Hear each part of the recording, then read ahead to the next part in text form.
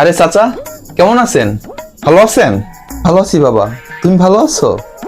তুমি পুবের পাড়ার সালামের পোলা না? জি চাচা জি। আরে বাবা, কত বড় হয়ে গেছো তুমি।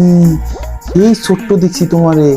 তা বাবা, তুমি এখন কই থাকো, কি করো? চাচা, আমি তো ঢাকায় থাকি, ভার্সিটিতে পড়াশোনা করি। বাবাজি, এখনো পড়ালেখা করো? তোমার মতো পোলা পাইন যাইয়ে দেহ, বিয়ে শাদী কইরা বাচ্চার বাপ হইয়া গেছে, আর তুমি এখনো পড়ালেখা করো? তোমার বাপে এখনো কত কষ্ট করে, এই কষ্ট দিয়ে এখন যায়। অনেক পড়ালেখা করছো, এখন একটা চাকরি বাকরি করো।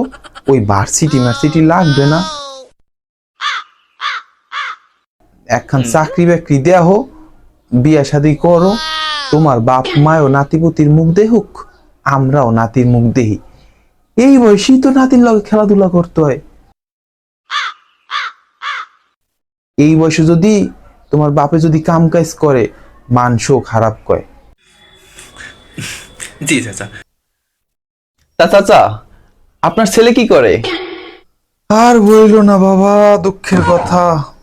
দুঃখে মনটা হাইটে যায় আব্বা।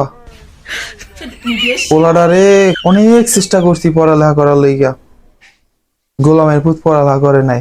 শেষ পর্যন্ত একটা মাইয়ে ভাগাই লই আইছে, এখন বাপ মাইরই চিনে না। এই দাও না, এই বয়সে আইয়া কাজ কাম করে খাওয়া লাগে। বাবারে, খুব কষ্টে আছি বাবা। আহারে চাচা, আপনার কত দুঃখ। থাক, চিন্তা করেন না চাচা। আসলে কি চাচা জানেন, মানুষের জন্য কুয়া খুঁদলে না, ওই কুয়ায় নিজেরই পড়তে হয়। ঠিক আছে, ভালো থাকবেন চাচা। আল্লাহ হাফেজ।